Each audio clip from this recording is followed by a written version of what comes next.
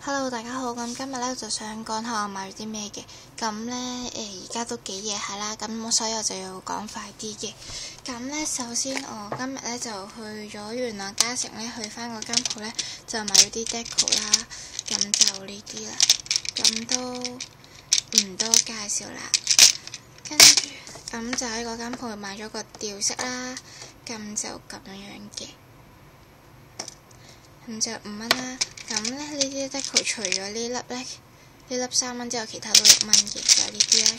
跟住就買咗呢，就呢度就28蚊啦。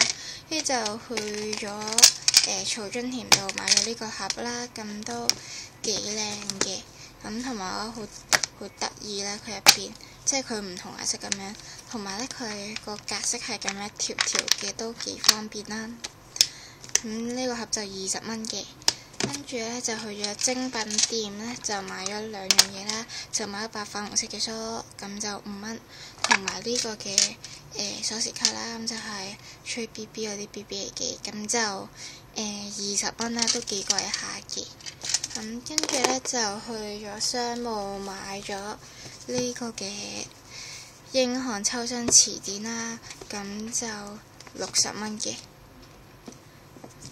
但係佢有85折，就好似51蚊啦。跟住咧就去買咗呢個花露啦，喺商務，咁就色仔嘅都幾得意啦。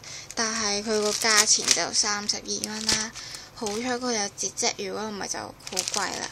咁咧佢而家就好似85折，就唔知好似26定27蚊啦，咁都接受到嘅。但係32蚊嘅我就唔會再買呢個花露啦。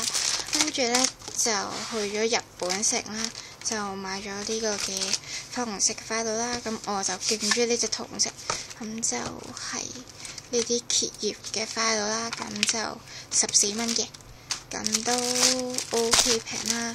咁我今日就買咗咁多嘢啦。咁好啦，再見，拜拜。